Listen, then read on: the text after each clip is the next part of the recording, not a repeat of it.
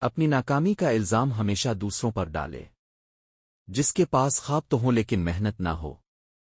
جو وقت برباد کرنے میں ماہر اور مواقع کھونے میں چیمپئن ہو۔ جس کی زبان پر شکایت اور دل میں حسد ہو۔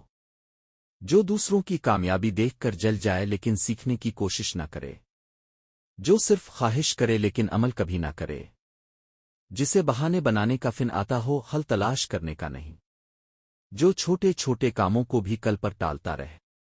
جس کی زندگی کا سب سے بڑا ہدف موبائل اسکرول کرنا ہو۔ جو دوسروں کے فیصلوں کا غلام ہو اور اپنی رائے نہ رکھتا ہو۔ جس کے پاس خواب تو ہو لیکن روٹین نہ ہو۔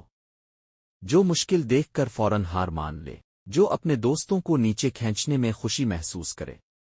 جو نصیحت تو سب کو کرے مگر خود عمل نہ کرے۔